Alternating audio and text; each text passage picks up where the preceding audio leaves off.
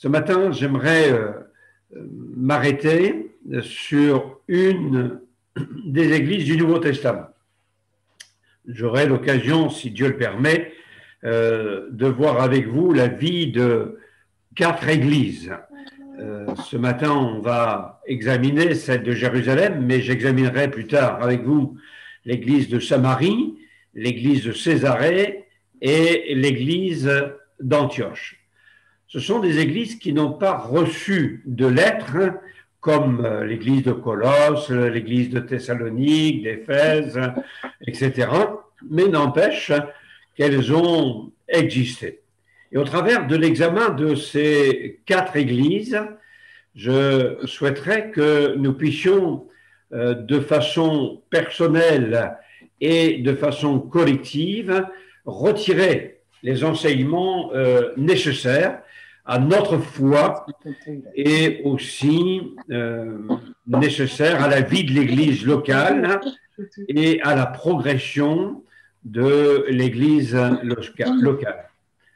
Aspirons, mes frères et sœurs, mes bien-aimés, à vivre vraiment l'épanouissement que nous devrions connaître sur le plan personnel, mais aussi sur le plan de l'Église. Alors, pour introduire concernant l'église de Jérusalem, je vous propose 2 lectures. La première dans l'Évangile selon Luc, au chapitre 24, verset 52. Bientôt, ce sera le jeudi de l'Ascension, et c'est à cette période, il y a maintenant un peu plus de 20 siècles, que les choses se sont produites. Pour eux, après l'avoir adoré, donc Luc 24, 52 et 53, après l'avoir adoré Jésus, ils, c'est-à-dire les disciples, ceux qui étaient là, ceux qui étaient venus, et c'était à Béthanie, ils retournèrent à Jérusalem avec une grande joie, et ils étaient continuellement dans le temple, louant et bénissant Dieu. Deuxième texte, qui, lui, se situe aussi dans la même période, mais qui nous donne un petit peu plus d'éléments. Actes chapitre 1er, verset 12. Ils retournèrent à Jérusalem de la montagne appelée des Oliviers, qui est près de Jérusalem, à la distance d'un chemin de sabbat. Quand ils furent arrivés, ils montèrent dans la chambre haute où ils se tenaient d'ordinaire. C'était Pierre, Jean, Jacques, André, Philippe, Thomas, Barthélemy, Matthieu, fils d'Alphée, Jacques, fils d'Alphée, Simon le Zélote, Jude, fils de Jacques, tous, d'un commun accord, persévéraient dans la prière avec les femmes et Marie, mère de Jésus, et avec les frères de Jésus. Voilà 2 textes qui nous montrent que quelque chose se passe à Jérusalem et qu'il y a là quelque chose qui est en train de se développer et qui va se développer de façon conséquente. C'est l'Ecclésia, le rassemblement de ceux et de celles qui suivaient Jésus, étaient avec lui et qui vraiment étaient attachés à la parole de Dieu, à l'œuvre de Dieu, et qui avaient vraiment dans le cœur quelque chose de fort pour que l'œuvre de Dieu avance et que le message de l'Évangile soit proclamé, et on va y revenir. Jérusalem, nous le savons, est appelée dans la parole de Dieu la ville sainte, la cité de Dieu, la cité de David. C'est à la naissance de Jésus que Jérusalem lors de la naissance et au temps de la naissance de Jésus, Jérusalem est la capitale de la Judée.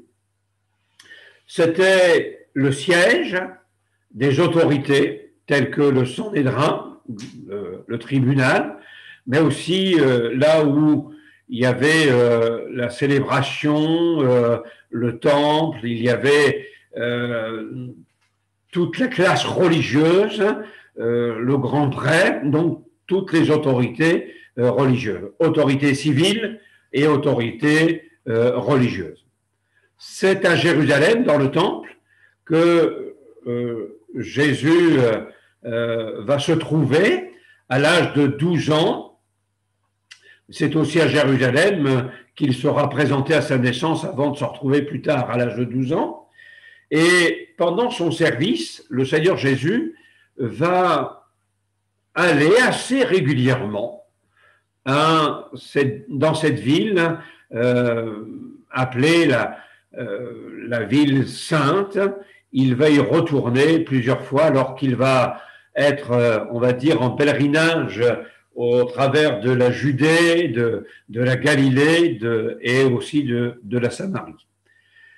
Jérusalem, c'est cette ville qui va connaître, on va dire, le premier groupe qui va caractériser l'Église, le rassemblement de l'Église, puisqu'il nous est dit, et nous l'avons lu ensemble, que les disciples, après l'ascension, se sont retrouvés dans la chambre haute où ils se tenaient d'ordinaire. Donc, ils avaient l'habitude et ils vont se retrouver.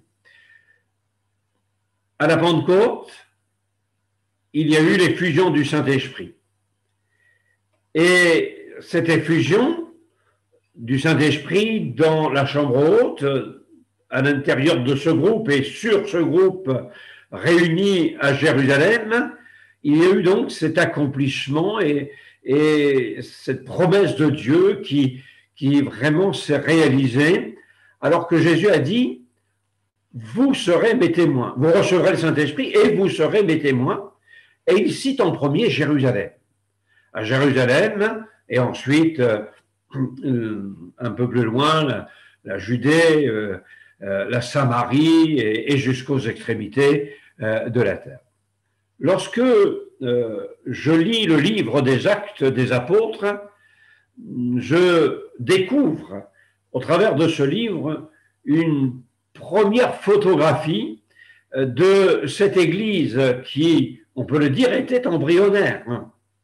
Je découvre au chapitre 1 et au chapitre 6 du livre des Actes un peu la structure de cette Église. Il y a les 11, il y a les femmes, il y a la famille de Jésus et aussi les 120. C'est donc l'Ecclésia, c'est le rassemblement. Dans ce contexte, Pierre se lève et il va prendre la parole. Personne ne conteste son autorité.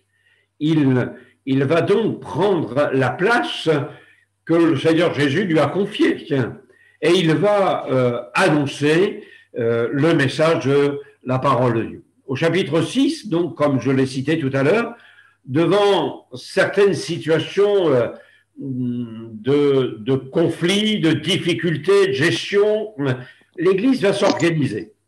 Et c'est à ce moment-là que les 12, donc les apôtres, vont convoquer la multitude et là va s'établir la notion donc des diacres, le choix des diacres, des hommes, des femmes qui vont servir le Seigneur avec des critères, mais aussi dans un contexte qui était assez particulier. Il y avait un contexte de crise et là, on va les choisir pour qu'ils soient au service de Dieu.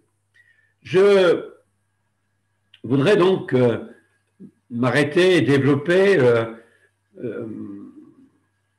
l'identité de cette Église.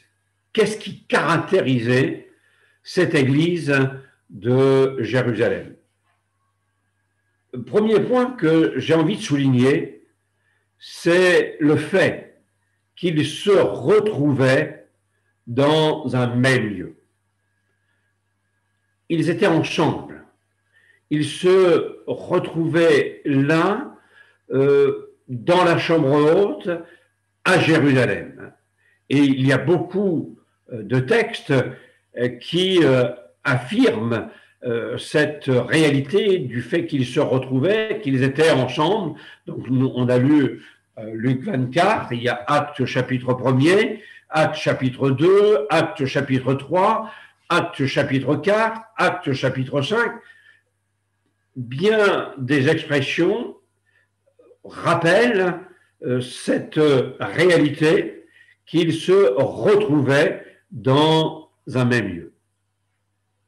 Il semble qu'il y ait trois lieux d'identifier dans ces différents textes. 1, la chambre haute, 2, le temple, 3, le portique de Salomon. Mais ils se retrouvent en un endroit donné. Ils sont l'ecclésia, ils sont le rassemblement de ceux et de celles qui croient en Jésus et qui veulent travailler, œuvrer comme le Seigneur Jésus leur avait demandé de le faire.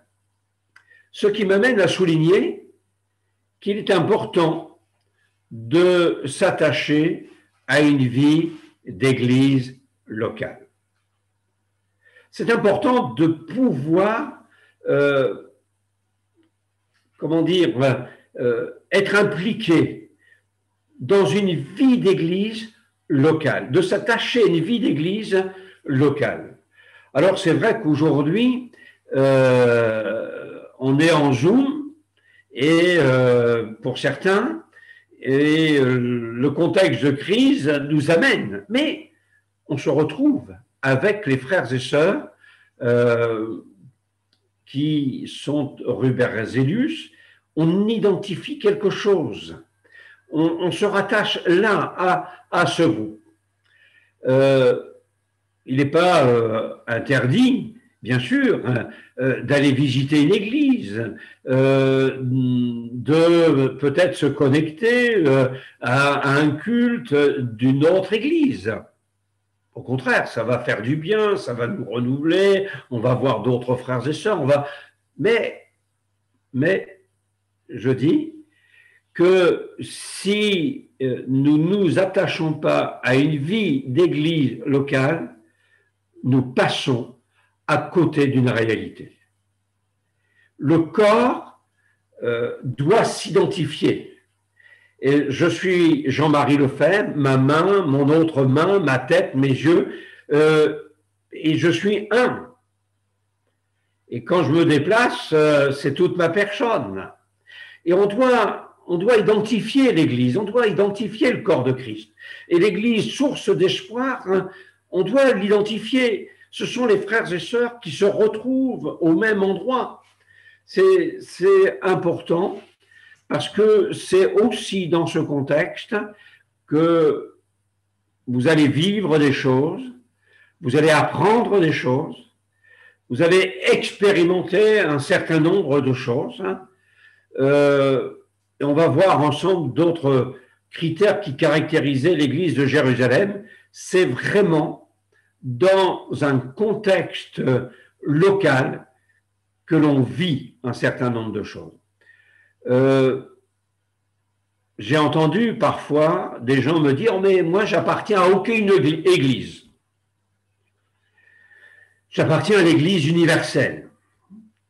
C'est pas difficile de s'entendre avec les frères et sœurs qui habitent à Tokyo ou à Washington ou je ne sais pas trop encore de quelle autre ville.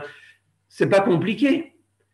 Parce qu'on ne les fréquente pas, on ne vit pas avec, on ne fait pas des choses ensemble. Alors sur le plan de la relation fraternelle, sur le plan du caractère, sur le plan de l'engagement, c'est pas du tout la même dimension. Donc c'est important d'être attaché à son église locale. Et je répète bien, il n'est pas interdit, bien sûr, d'aller visiter d'autres églises, de se connecter à d'autres cultes. Mais aimons son église locale. Vivons pour l'église locale. Ayons la vision de l'église locale.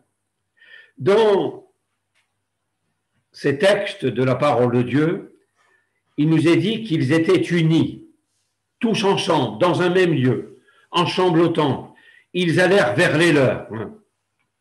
L'unité est quelque chose d'essentiel dans la vie de l'Église.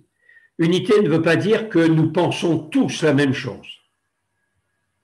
Unité ne veut pas dire que nous sommes des clones ou voilà, c'est la pensée universelle, etc. Non, ça ne veut pas dire ça. L'unité, ça veut dire être un même cœur, une même âme. Ensemble, on travaille pour l'œuvre de Dieu. Ensemble, on prie. Ensemble, on chante. Et on avance ensemble. On peut avoir des points de divergence. On peut avoir une vision différente les uns d'avec les autres. Mais à un moment donné, le fait qu'on soit ensemble va nous amener à nous accorder, à dire mais bon, ok, on va y aller parce qu'on n'est qu'un cœur, qu'une âme et on veut vraiment le bien de l'œuvre de Dieu. Ce qui caractérisait cette église de Jérusalem, c'est aussi la joie qui était dans leur cœur, la notion de l'adoration, l'adoration pour Dieu, l'adoration du Seigneur, hein, et aussi la notion de la prière. Ils étaient donc ensemble, chaque jour, dans le temple, assidus. Ils rompaient le pain, ils prenaient leur nourriture avec joie et simplicité de cœur, louant Dieu et trouvant grâce auprès de tout le peuple. Tous un commun accord, encore est-il écrit, persévérer dans la prière avec les femmes, Marie, la mère de Jésus, les frères de Jésus. Au chapitre 3 du livre des Actes, verset 1er, Pierre et Jean montaient ensemble au temple à l'heure de la prière. C'était la 9e heure. Actes chapitre 4, lorsqu'ils l'eurent entendu, ils élevèrent à Dieu la voix tous ensemble. Actes chapitre 6, verset 6, ils présentèrent aux apôtres qui, après avoir prié, donc ceux qui devaient être désignés pour une tâche, ils leur imposèrent les mains et la parole de Dieu se répandait de plus en plus, le nombre des disciples augmentant, beaucoup à Jérusalem, une grande foule de sacrificateurs obéissaient à la foi. Il y a donc de la vie. Il se passe des choses extraordinaires. Est-ce qu'on veut que des choses merveilleuses se passent 25 rue Berzelius? Allô? Oui, il y a quelqu'un qui lève le pouce, c'est Maëva. Il y a quelqu'un qui applaudit, c'est Nicaise.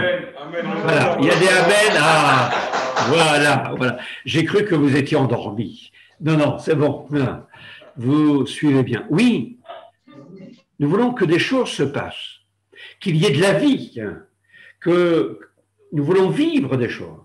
Et l'une des choses que nous sommes appelés à vivre ensemble, c'est effectivement l'adoration.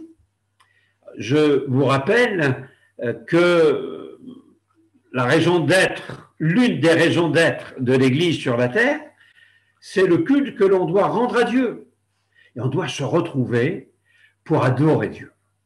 Louant Dieu, est-il dit. Ils étaient là vraiment dans la louange. Ayons de la joie lorsqu'on se retrouve, ayons de la joie à louer le Seigneur. Ils étaient aussi joyeux, il nous est dit qu'ils prenaient leur nourriture avec joie et simplicité de cœur. Il y avait une communion fraternelle, ils étaient ensemble. Et ça, je dois dire que ça manque aujourd'hui, rue Berzelius, de pouvoir se retrouver pour partager ensemble un repas comme on avait l'habitude de le faire.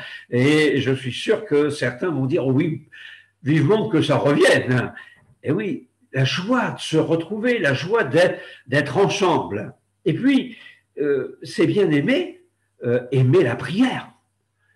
Il vivait avec intensité la vie de prière, il se passe quelque chose de particulier, hop, tous ensemble, ils élèvent la voix vers Dieu et ils demandent à Dieu le secours. Et puis, il y a des gens qui ont reçu quelque chose de Dieu, à qui on va confier une tâche, et bien on se retrouve et puis on prie pour eux. La vie de prière. Et il faut que cette vie de prière existe aussi et qu'on se retrouve là. Alors, on a trouvé une nouvelle formule, c'est celle de se retrouver en Zoom pour des temps de prière. C'est important de s'attacher à la vie de prière. Ce qui caractérise aussi cette Église, c'est son attachement à la parole de Dieu. Chapitre 1er, verset 16 du livre des Actes des Apôtres, Pierre s'adresse à ces gens qui sont là. Hommes, frères, il fallait que s'accomplisse ce qui était écrit dans l'Écriture, ce que le Saint-Esprit a annoncé d'avance par la bouche du prophète Joël. Non, par la bouche de David, pardon. Et puis, un peu plus loin, là encore, Pierre prend référence au livre des psaumes et il dit que dans le livre des psaumes, c'est écrit que sa demeure devienne déserte, etc. Et on sent que ces gens sont attachés à ce qui a été annoncé, à ce que le Saint-Esprit va dire au travers de la parole de Dieu. Ils sont attachés à découvrir la confirmation de ce qui a été annoncé, les prophéties, etc. Et puis, au chapitre 2, verset 42, il nous est dit qu'il persévérait dans l'enseignement des apôtres. L'attachement à la parole de Dieu, c'est ce qui caractérisait donc cette église de Jérusalem. Il faut aussi que ce qui caractérise notre assemblée locale, c'est l'attachement à la parole de Dieu.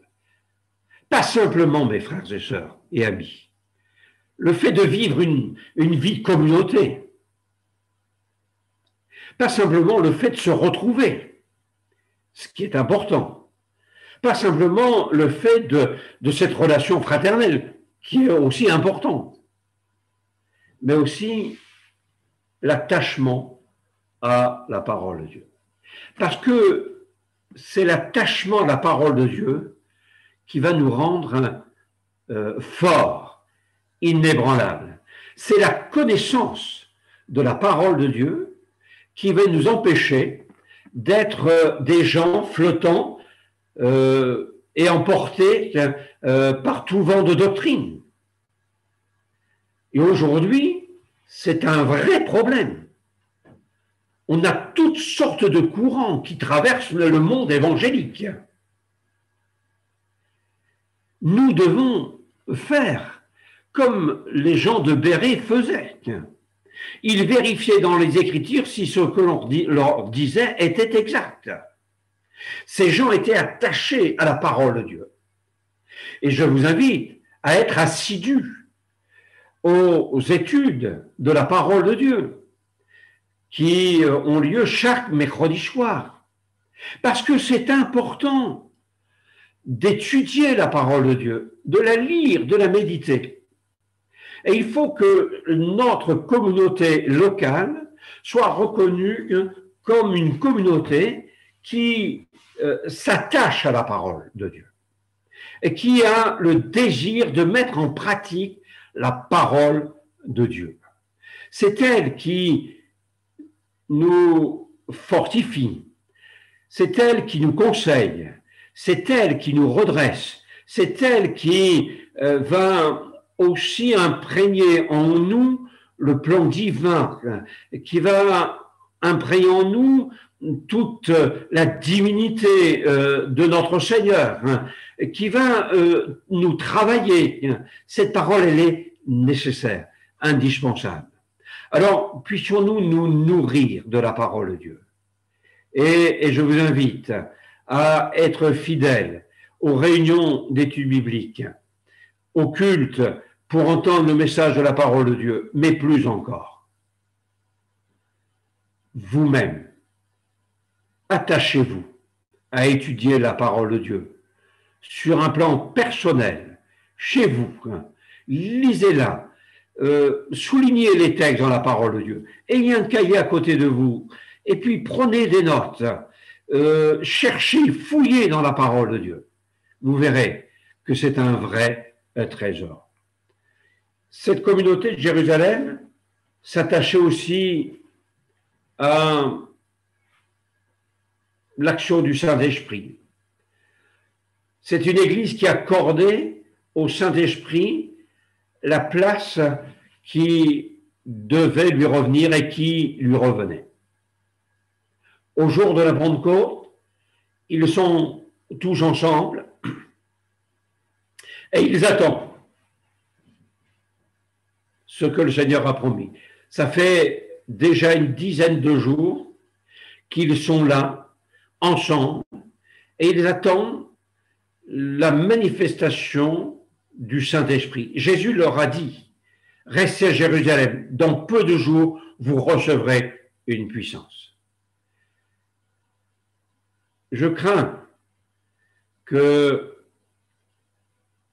avec les années, avec les décennies, nous attachions moins d'importance à cette promesse du Seigneur. Vous recevrez une puissance, le Saint-Esprit, ayant soif d'être rempli de l'Esprit de Dieu, être rempli du Saint-Esprit. Acte chapitre 4, il nous est dit que quand ils ont prié, le lieu où ils étaient assemblés trembla et ils furent tous remplis du Saint-Esprit. Et il les dit aussitôt, et ils annonçaient la parole de Dieu avec assurance. Toujours au chapitre 4, il nous est dit que Pierre, rempli du Saint-Esprit, s'adresse aux gens du peuple, chefs du peuple, anciens d'Israël, puisque nous sommes interrogés, etc. Ils accordent donc au Saint-Esprit la place qui lui revient. Nous avons besoin de la direction du Saint-Esprit. Nous avons besoin de l'effusion du Saint-Esprit. Nous avons besoin d'être conduits par le Saint-Esprit. Nous avons besoin d'exercer des dons spirituels qui émanent de l'action du Saint-Esprit. Nous avons besoin de porter le fruit de l'Esprit de Dieu. Vivons cette dimension que Dieu nous a promise. Cette dimension qui va nous faire grandir, qui va nous faire aller de l'avant. Je ne parle pas de l'enfantillage, mais je parle de cette maturité spirituelle dans la vie de l'esprit. L'église de Jérusalem est aussi une église qui évangélise. Elle annonce le message de la croix dans un contexte difficile. Pierre va dire que toute la maison d'Israël sache avec certitude que Dieu a fait Seigneur et Christ Jésus que vous avez crucifié. Et il y aura encore d'autres prédications de Pierre dans cette ville de Jérusalem. Le message de l'Évangile va être annoncé. C'est une église qui évangélise. Et pourtant, c'était pas facile. Il y avait de l'opposition. Il y avait de la persécution. Les apôtres n'étaient pas tranquilles. Ils étaient menacés sans arrêt. Les chrétiens étaient menacés également. Et à un moment donné, une grande persécution va arriver, je vais y revenir dans quelques instants, va arriver à Jérusalem. Mais rien ne les aurait arrêtés. Rien. Pourquoi? Parce qu'ils avaient fait l'expérience de la nouvelle naissance, l'expérience de l'amour de Jésus, l'expérience de la puissance de Dieu. Aujourd'hui, nous sommes dans un contexte difficile. un contexte de crise sanitaire. Est-ce que pour autant cela doit nous empêcher d'annoncer l'Évangile? Est-ce que cela ne doit pas nous amener justement à se dire mais comment je peux faire? Mes libertés ont été rognées, j'ai plus la liberté d'aller là où je veux et de faire, de circuler, etc. Mais peut-être que l'on peut réfléchir à d'autres possibilités pour annoncer le message de l'Évangile. Peut-être que cela peut nous amener à reconsidérer ceux qui sont tout près de nous et qui ont besoin du message de l'Évangile. En tout cas, quel que soit le contexte dans lequel nous vivons, qu'il soit ce contexte de crise ou un contexte comme en son temps Jérusalem d'opposition, de persécution, il faut que nous soyons toujours des ambassadeurs de Christ, des hommes, des femmes, des jeunes gens et des jeunes filles qui vont partager le message de l'Évangile, qui vont proclamer l'amour de Dieu. Ton prochain, mon prochain, notre prochain a besoin de Jésus. Ton voisin, ta voisine, nos voisins, rue Berzelius et dans les rues autour, là sur le boulevard de Clichy, etc. Il y a tellement de gens qui ont besoin de la grâce de Dieu. Posons-nous la question, comment je dois faire et comment je peux faire pour aller proclamer ce message? Mais il y a aussi les membres de ta famille. Il y a tes parents, il y a tes enfants, il y a tes frères et sœurs, il y a tes oncles, tes tantes, il y a tes nièces, tes neveux qui ont besoin de Jésus, qui ont besoin de la grâce de Jésus. Il y a tes collègues de travail, il y a ceux que tu croises dans la rue, il y a ceux que tu vois au supermarché. Ils ont besoin de Jésus. Alors, comme l'Église de Jérusalem, comme les apôtres, comme les premiers chrétiens, évangélisons, proclamons que Jésus est le Sauveur, celui qui a tout accompli pour le salut de notre âme. L'Église de Jérusalem est une Église qui connaît aussi les miracles. Dans le livre des Actes, au chapitre 3, vous avez cet homme impotent qui était à l'entrée du temple et l'apôtre Pierre, accompagné de Jean, va s'arrêter alors que cet homme faisait l'aumône. Pierre va dire, nous n'avons rien à te donner, on n'a pas d'argent, mais ce que nous avons, nous te le donnons. Au nom de Jésus de Nazareth, au nom de Jésus-Christ, lève-toi et marche. Et cet homme va vivre quelque chose d'extraordinaire. Au livre des Actes des Apôtres, au chapitre 5, il nous est dit qu'il y avait beaucoup de miracles, beaucoup de prodiges. Oui, c'est une église qui vivait la grandeur de Dieu. Est-ce que nous vivons les miracles, les guérisons miraculeuses, les transformations, les grâces particulières, les bénédictions de Dieu dans divers domaines de notre vie? On a besoin. On a besoin de connaître ces choses. Crions à Dieu et prions ensemble pour que nous puissions connaître tout à nouveau cette dimension de la puissance de Dieu.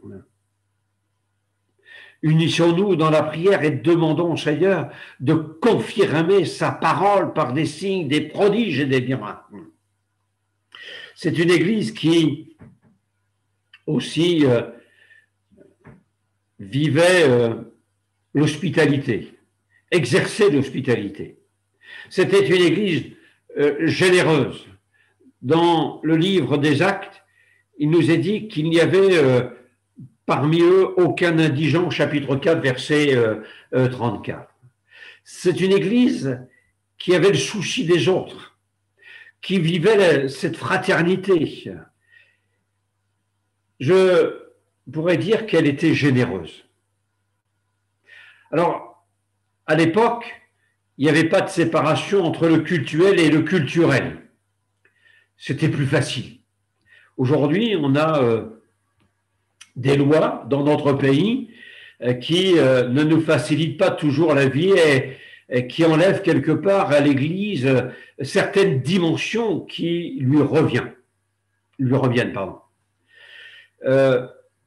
On s'est organisé face à ces lois et dans l'Église locale, source d'espoir, nous avons l'association cultuelle et nous avons l'association culturelle.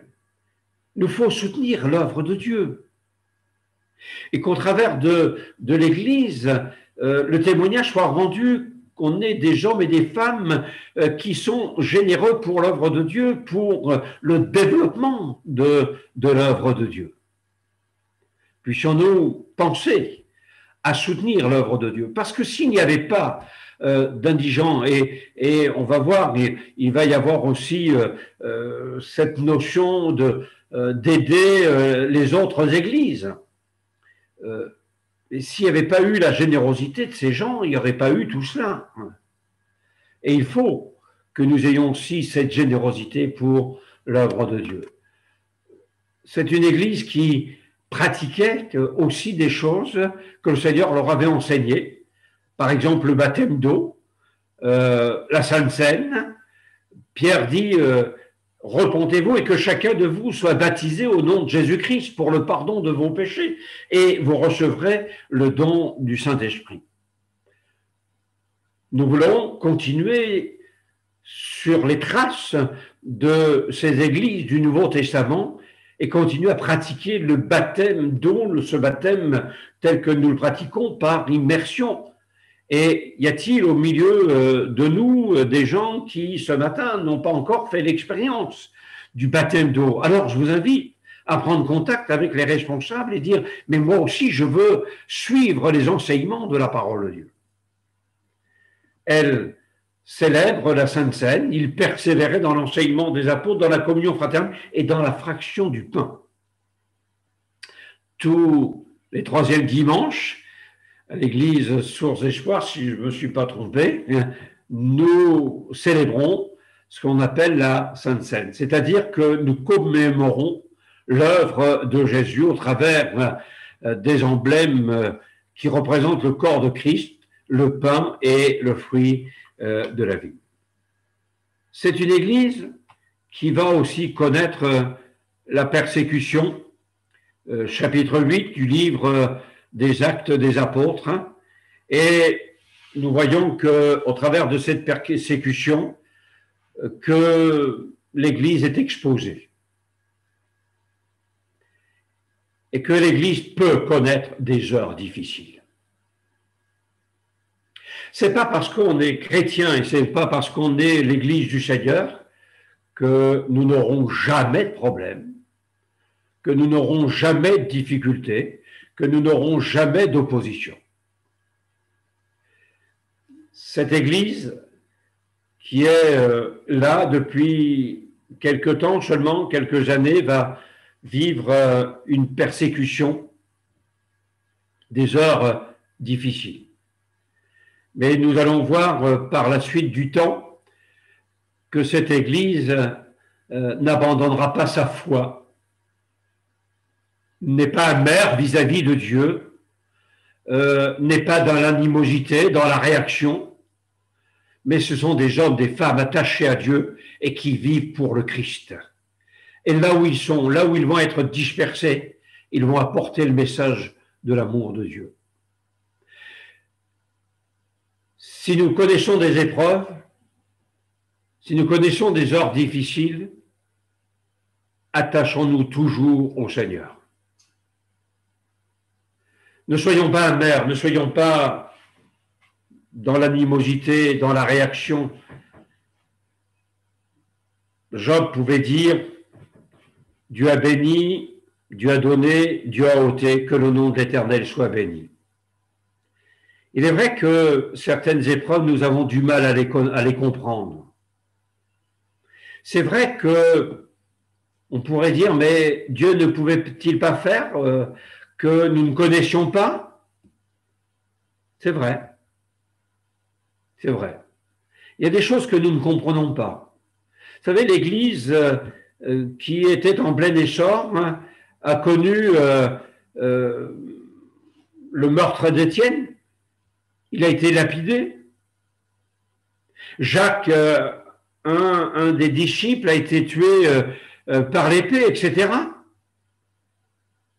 Ils ont connu des heures difficiles, mais ils sont restés attachés au Seigneur. C'est une église qui va manifester cette maturité spirituelle. Je continue sur les points qui caractérisaient cette église. C'était une église mère, c'est-à-dire elle va enfanter. Non seulement elle va enfanter des âmes là dans l'église de Jérusalem, mais elle va avoir la vision d'envoyer des ouvriers. Elle va avoir la vision des autres églises. Et même si notre église locale, rue Berzelius, cette église qui s'appelle Source d'Espoir, est petite, ça n'empêche pas que nous ayons une vision un peu missionnaire, que nous ayons la vision des autres églises, que nous ayons la vision de l'œuvre de Dieu et que l'Église devienne une mère, enfantant des âmes, mais aussi permettant que d'autres églises soient implantées. C'est une Église qui exerce aussi une certaine autorité. Il y a eu des discussions assez vives en son temps. Il y a eu quelques problèmes à régler. Vous relirez au chapitre 15 du livre des Actes et vous verrez que cette Église va exercer son autorité. Et l'Église a aussi une autorité à exercer. C'est une Église qui va s'informer de la vie des autres églises. Par exemple, quand il va y avoir un travail qui va se faire en Samarie ou à Antioche, l'église de Jérusalem ne va pas être différente. Elle va donc s'informer et elle va se soucier de l'œuvre de Dieu. Ne soyons pas repliés sur nous-mêmes. Mais ayons aussi cette attitude de s'informer de l'œuvre de Dieu qui se fait ici et là. C'est une église qui non seulement va être généreuse, mais va aussi avoir des besoins. Et elle va recevoir de l'aide d'une autre église au moment où ils étaient vraiment dans le besoin. C'est une église qui va examiner aussi les situations délicates, lorsque il y a un petit peu de remous à cause de certaines négligences, lorsque aussi ils vont apprendre que l'apôtre Pierre est allé dans la maison d'un païen, ils vont examiner les situations et ils vont prendre des décisions. Ils vont prendre des orientations précises. L'Église a aussi ce rôle d'examiner les situations un petit peu compliquées et difficiles pour prendre certaines orientations. Je termine et je rappelle que le visage de cette Église est son unité. Elle a une identité spirituelle dans la louange, dans la prière, dans la communion fraternelle, dans l'attachement à la parole de Dieu. C'est une Église qui est mûre, adulte, responsable, même lors des temps de crise, lors de temps de persécution. Elle reste attachée. C'est une Église qui a une vision missionnaire. C'est une Église qui vraiment vit quelque chose de merveilleux par rapport à l'action du Saint-Esprit.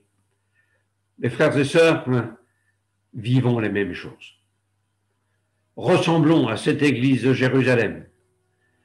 Soyons nous aussi cette Église unie, cette Église qui a cette identité spirituelle, dans la louange, dans la prière, dans la relation fraternelle, dans l'attachement à la parole de Dieu.